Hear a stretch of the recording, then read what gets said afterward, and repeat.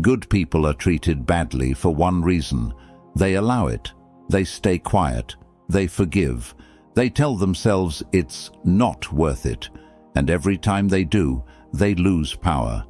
I used to believe being good meant accepting everything. I was wrong. What I was really doing was teaching people how far they could go with me. See, most people don't understand this. They think disrespect just happens, like bad weather, like accidents, something beyond their control. But that's not how it works. Disrespect is permission-based. Every time you stay silent, you grant permission. Every time you forgive without consequences, you grant permission. Every time you convince yourself it's not that serious, you're handing someone a map of your weaknesses, and they will use it. Machiavelli understood this centuries ago. He watched rulers fall. He watched good men get destroyed by the very people they were kind to. He watched weakness get punished over and over. He finally wrote it down. Disrespect grows where resistance is absent. That line changed everything for me, because it means disrespect isn't something that happens to you. It's something that grows around you. In the space you fail to defend, in the boundaries you don't enforce, in the silence you choose instead of confrontation. You are not a victim of disrespect. You are an enabler of it. That sounds harsh, I know, but it's also the truth that sets you free. Because if you created this situation, you can end it, right now, today, by refusing to tolerate the 7 behaviors I'm about to show you. And I need you to understand something before we begin. This is not about being cruel. This is not about revenge. This is not about punishing people or holding grudges or becoming cold. This is about control. Control over your time, control over your energy, control over who has access to you and under what conditions they get it. Most people never take this control back. They hope things will change. They wait for others to suddenly develop respect. They believe kindness will eventually be rewarded. It won't, not unless you enforce it. Today I'm breaking down 7 disrespectful behaviors you must never tolerate, not because you're cruel, but because you value control. Each one of these behaviors is a test, and your response determines whether you keep your power or give it away. So pay attention and get ready to take back what's yours. I want you to drop this affirmation in the comments. I demand respect. Let's begin. Number 1. Accepting lies. A lie is not small. There is no such thing as a harmless lie. When someone lies to you, they are making a calculation. They are deciding you are not worth the truth. They are testing whether you will notice, and if you do notice, they are testing whether you will say anything. Most people catch the lie. They feel it. That little voice in their head says, that doesn't add up. But then something happens. They choose comfort over confrontation. They choose peace over power. Big mistake. Because when you ignore dishonesty, you send a message louder than words. I will accept manipulation. Think about what that means. You are teaching someone that lying to you works. You are showing them there are no consequences. You are opening the door for bigger lies, bolder lies, lies that will cost you more than just your pride. Machiavelli watched this pattern repeat throughout history. He saw advisors lie to kings. He saw kings lie to their people, and he noticed something critical. The lies only stopped when someone had the courage to call them out. Silence is expensive. It costs respect. Here's what most people don't realize. Confrontation doesn't have to be loud. You don't need to yell. You don't need drama. You just need clarity. The moment you calmly expose a lie, something powerful happens. The game changes instantly. Honest people adjust. They apologize. They explain. They course correct because they value the relationship more than the lie. Manipulators reveal themselves. They get defensive. They gaslight you. They make you feel crazy for noticing. They double down or they disappear. Either way, power returns to you, because now you know who you are dealing with. Now you have information. Now you can make decisions from a position of strength instead of confusion. But here's the thing. You have to do it the first time, not the third time, not after you have gathered evidence, not after you have consulted 3 friends about whether you are overreacting. The first time, because every lie you let slide makes the next one easier to tell. Every dishonest moment you ignore becomes permission for the next one. You are not keeping the peace. You are training a liar. And trained liars get comfortable. They get sloppy. They start lying about bigger things because the small lies worked so well. Don't wait for the perfect moment to address it. There is no perfect moment. There is only now or never. When you catch a lie, you address it simply. That's not true. Here's what actually happened. No aggression, no emotion, just facts. Watch what happens next. That reaction tells you everything you need to know about that person's character. Some people will respect you more for calling it out. Others will hate you for it. Let them hate you. Because respect built on your silence is not respect at all. It's control. You don't need people in your life who require you to pretend you are stupid. You don't need relationships where honesty is optional. You deserve truth, not because you are perfect, but because you refuse to participate in your own deception. Number 2, emotional putdowns disguised as honesty. This behavior hides behind a smile. It sounds like jokes. It sounds like advice. It sounds like, "I'm just being real with you." But the result is always the same. You feel smaller after they speak. That is not honesty. That is dominance through doubt. Pay attention to how you feel after certain people talk to you, not what they said, not whether they were technically right. How you feel. If you consistently feel diminished, questioned, or uncertain about yourself after interactions with someone, that is not an accident. That is strategy. These people are skilled. They know how to deliver an insult wrapped in concern. They know how to criticize you while making it seem like they care. They know exactly how to make you doubt yourself while appearing helpful. "I'm just being honest" is their shield. It protects them from accountability. Because how can you be mad at someone who is just trying to help? Easy. You recognize the pattern. Machiavelli warned against this exact tactic centuries ago. He wrote about advisors who would slowly break a ruler's confidence through helpful observations, small comments about their judgment, little questions about their decisions, subtle suggestions that maybe they were not as capable as they thought. Break confidence quietly, and control becomes easy. That is what is happening to you. Someone is chipping away at your certainty, and they are doing it in a way that makes you feel like you cannot complain without looking sensitive or defensive. Here's the difference between real honesty and emotional manipulation. Real honesty builds you up while being truthful. It says, "Here's what I noticed, and here's how I think you can improve." It offers solutions. It comes from a place of genuine support. Emotional putdowns tear you down while hiding behind truth. They say, "I'm just saying what everyone is thinking," or "Don't get mad, I'm trying to help you." They offer criticism without solutions. They come from a place of control. You can feel the difference. Your gut knows. When someone gives you real feedback, even if it stings, you feel motivated. You feel like they see your potential. You feel challenged in a good way. When someone delivers an emotional put-down, you feel deflated. You feel attacked. You feel like you need to defend yourself or shrink to make them comfortable.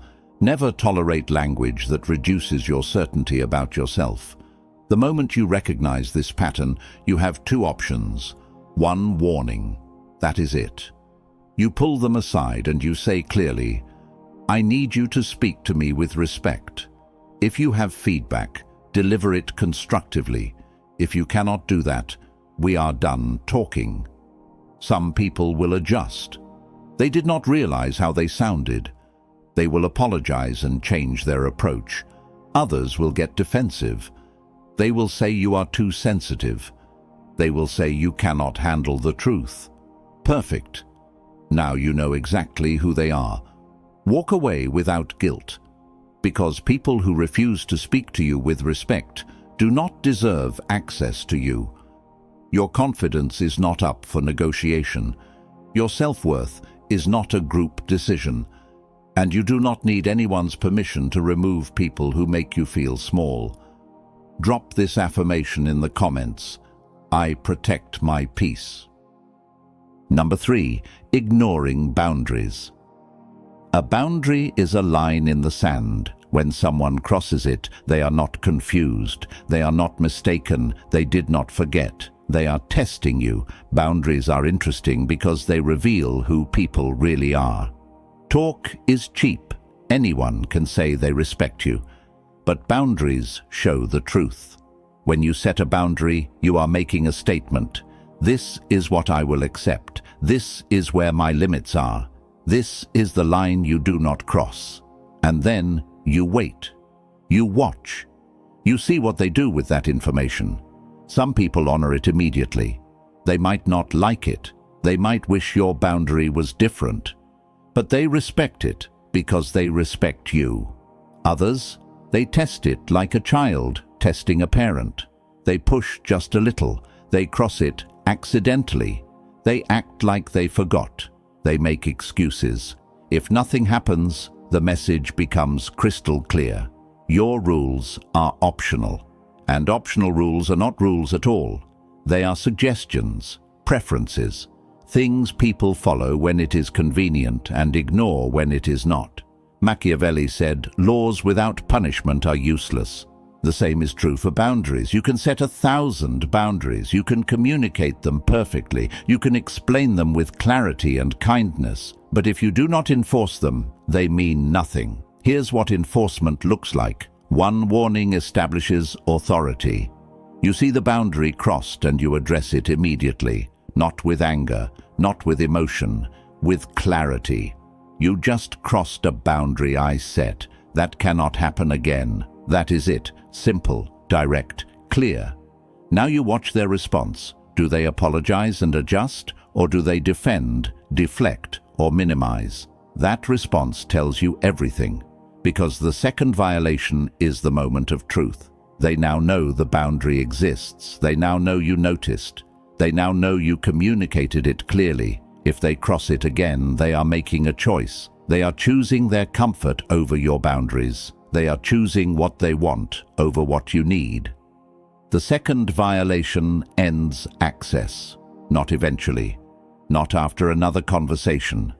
Not after you give them one more chance to understand. Now, you remove access. You create distance. You withdraw the relationship to whatever degree the boundary violation demands. Maybe that means no more one-on-one time. Maybe that means surface-level interactions only. Maybe that means no contact at all. The level of consequence should match the level of violation. But there must be a consequence. Anything else is weakness disguised as kindness. And here's what people do not tell you. Enforcing boundaries feels terrible at first. You will feel guilty. You will wonder if you are being too harsh. You will question whether you should give them another chance. Do not, because every time you let a boundary violation slide, you teach that person your boundaries are negotiable. You train them to push harder next time. You show them that persistence works. People respect those who protect their space. People take advantage of those who do not. Which one are you? Now, I want you to drop this affirmation in the comments. My boundaries matter. Number 4, letting people waste your time. When someone wastes your time repeatedly, they are not being careless. They are placing themselves above you. Think about the people in your life who are always late, always cancelling, always making promises they do not keep, always creating delays that somehow only affect you. Notice a pattern? They manage to show up on time for things they care about. They keep commitments when it benefits them. They respect other people's schedules when those people have something they want. But with you, different story. With you, there is always traffic, always an emergency, always something that came up, always a reason why your time is the one that gets sacrificed. That is not bad luck. That is not coincidence. That is calculation. Late arrivals are a power move. When someone shows up late consistently, they are saying, "My time is worth more than yours. You will wait for me because I'm worth waiting for." Broken promises are a status signal. When someone commits to you and then backs out, they are saying, "Other things are more important than keeping my word to you." Endless delays are a control tactic. When someone keeps you waiting for decisions, responses, or follow-through, they are saying, "I move at my pace and you adjust to it." These are not mistakes, they are messages. And here's the part that hurts. They only do this because you let them. People who waste your time are reading the room. They see that there are no consequences. They notice you keep accepting their excuses. They watch you rearrange your schedule to accommodate theirs. And they learn that your time is negotiable. Want to know how someone really feels about you? Watch how they treat your time. People make time for what matters to them. They show up on time for what they value. They keep promises to people they respect.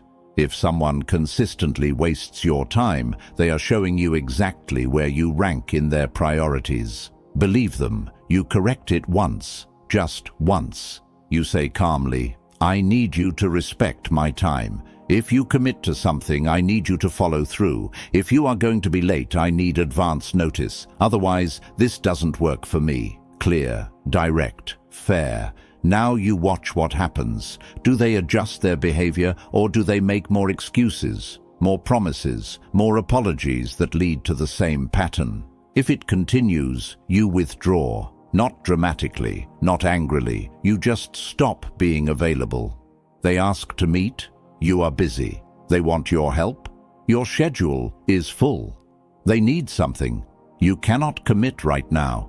You mirror back to them exactly what they showed you. That time is valuable, and not everyone gets unlimited access to it. Some people will notice the change and step up. They will realize they were taking you for granted, and they will fix it. Others will complain. They will call you cold. They will say you have changed. They will try to guilt you into going back to the old pattern. Let them complain, because people who respected your time never had this problem in the first place. People respect those who protect their time.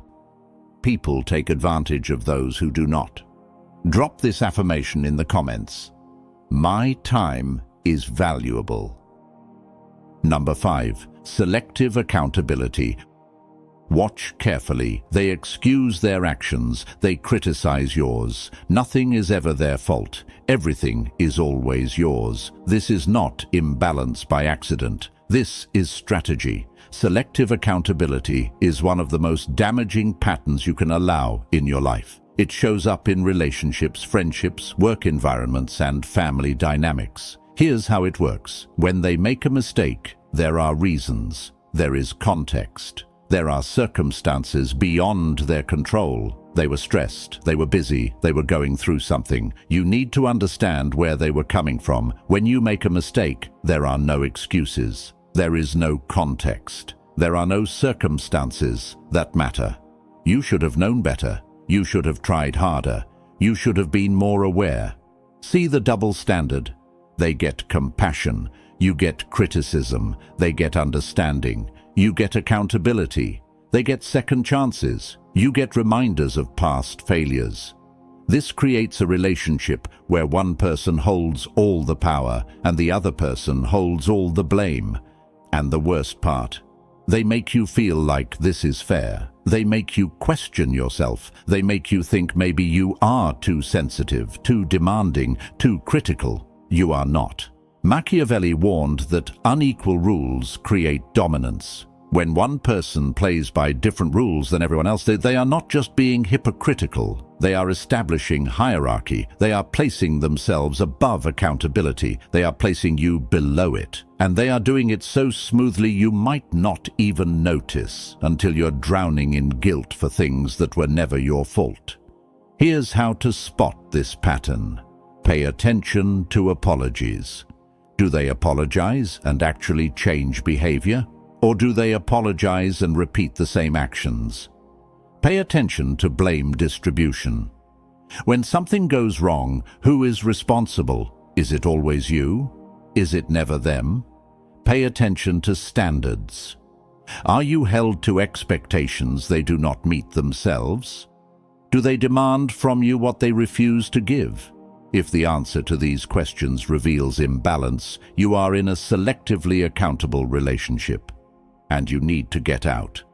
Not eventually, not after you try one more conversation, not after you give them another chance to see your perspective.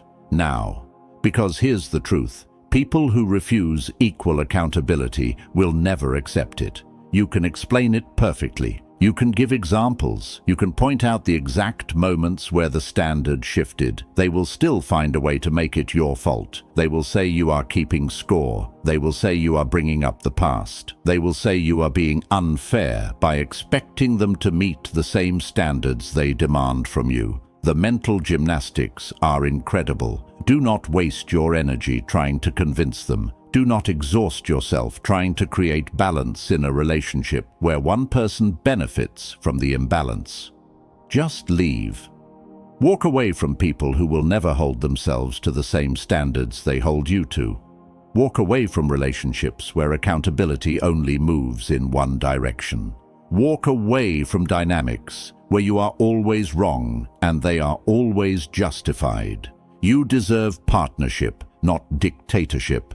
You deserve fairness, not manipulation. You deserve equal accountability, not selective enforcement. Never stay where accountability only moves in one direction. I want you to drop this affirmation in the comments. I deserve fairness. Number 6, dismissing your standards. The moment you raise standards, resistance appears. You will be labeled difficult, cold, unreasonable, too much. That reaction is proof you were needed to be controlled. Standards are dangerous to people who benefit from your low expectations. When you decide you deserve better treatment, better communication, better effort, you threaten the comfortable dynamic they enjoyed. And they will fight back. Not with honesty. Not by admitting they do not want to meet your standards. They fight by attacking the standards themselves. They will say, you are asking for too much. They will say, nobody else has these requirements. They will say, you are setting yourself up for loneliness because no one will ever measure up. They will make you the problem, not their unwillingness to rise to basic standards of respect. You, for having standards in the first place. This is manipulation at its finest. Because here's the truth they do not want you to realize. Your standards are not too high. Their effort is too low. You are not asking for perfection. You are asking for consistency. You are asking for respect. You are asking for the same energy you give to be returned to you. That is not unreasonable. That is baseline. But to someone who was getting away with less, baseline feels like a mountain. And instead of climbing it, they would rather convince you to come back down. Do not come back down. Standards remove access. And access is power. When you raise your standards, you are doing something powerful. You are saying, not everyone gets to be close to me anymore. Not everyone gets my time, my energy, my presence. You have to earn it now. That statement terrifies people who were not earning it before. Suddenly they have to put in effort. Suddenly they have to be consistent. Suddenly they have to prove they value you, instead of just assuming you will always be there. And for many people, that is too much work. They would rather guilt you into lowering your standards than rise to meet them. Let them leave, seriously. Let them go. Let them call you difficult on their way out. Let them tell other people you have changed. Let them paint themselves as victims of your unreasonable expectations. You do not need people in your life who view basic respect as an unreasonable expectation. You do not need relationships where consistency is considered too much to ask. You do not need anyone who makes you feel guilty for wanting what you deserve. Here's what happens when you hold your standards. The wrong people leave and the right people stay. The wrong people were never going to meet your standards anyway. They were always going to do the minimum. They were always going to make excuses. They were always going to blame you for expecting more. Good riddance. The right people will rise to meet you. They will appreciate your clarity. They will respect your boundaries. They will value the relationship enough to put in the effort it requires. Those are your people. Never lower standards to maintain comfort. Because comfort built on low expectations is not peace. It is settling. And you were not built to settle. You were built to set the bar high and watch who is willing to reach it. Drop this affirmation in the comments. I raise the bar. Number 7. Testing you after you speak up. After you assert yourself, they will test you again, quietly, subtly, carefully, not to cross the line completely, to see if it still exists. This moment decides everything. Here's what most people do not understand about boundaries. Setting them is only half the battle. The real war happens after you speak up, because people do not believe you the first time. They think you are bluffing. They think you are emotional. They think if they wait long enough, you will go back to accepting what you accepted before. So they test you. Maybe they show up late again, but just by 10 minutes instead of 30. Maybe they make one small dismissive comment instead of a full attack. Maybe they cross a boundary in a way that is just barely noticeable.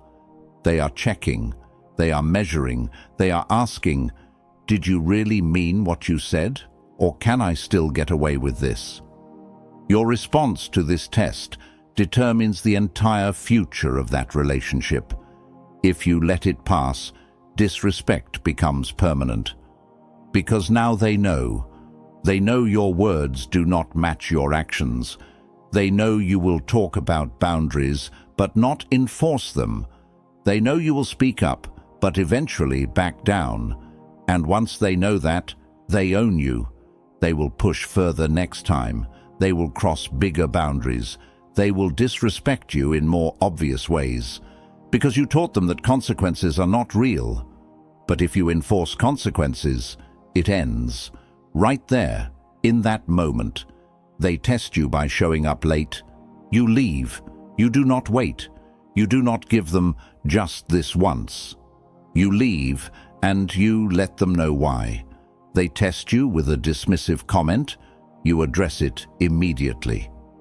We talked about this. You agreed to speak to me with respect. What you just said was not respectful. We are done here. They test you by ignoring a boundary. You withdraw access. No explanation needed. No second warning. Just distance. This is not cruelty. This is clarity. Because power is not declared. It is demonstrated.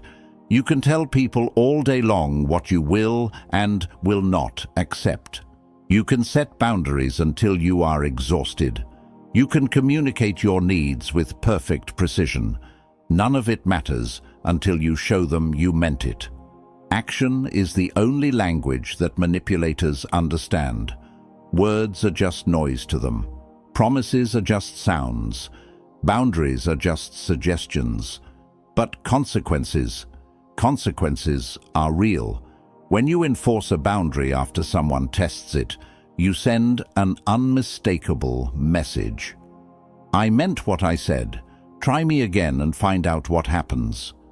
Most people will stop testing after that. They will realize you are serious. They will adjust their behavior because the cost of disrespecting you is now too high. The ones who do not stop, they remove themselves, and you let them, because the test was never about them. It was about you. It was about whether you value yourself enough to protect what you said matters. Do you? Here is the truth most people avoid. Disrespect is not forced on you. It is allowed. Every single behavior we talked about today exists in your life because at some point you permitted it. You stayed quiet when you should have spoken. You forgave when you should have walked away. You gave chances when you should have given distance. I am not saying that to make you feel bad. I am saying it to give you power. Because if you allowed it, you can end it. You do not need to argue. You do not need approval. You do not need to explain yourself to people who already decided not to respect you. You just need to act. Protect your time like it is the most valuable thing you own, because it is. Enforce your boundaries like your peace depends on it, because it does. Withdraw access without hesitation from people who repeatedly prove they do not deserve it. Those who adapt deserve proximity. Those who resist remove themselves. And that is not cruelty. That is Machiavelli. That is understanding that power comes from what you refuse to tolerate, not what you accept. That is knowing the difference between kindness and weakness. That is choosing yourself when everyone else is choosing themselves. Look, if this video helped you see something clearly for the first time, hit that like button. Share this with someone who needs to hear it. And subscribe to this channel, because we are just getting started. There are more uncomfortable truths coming, more patterns to expose, more power to reclaim, but only if you are ready to stop being the person who tolerates everything and start being the person who controls everything. The choice is yours. Make it count. Drop this final affirmation in the comments. I choose power.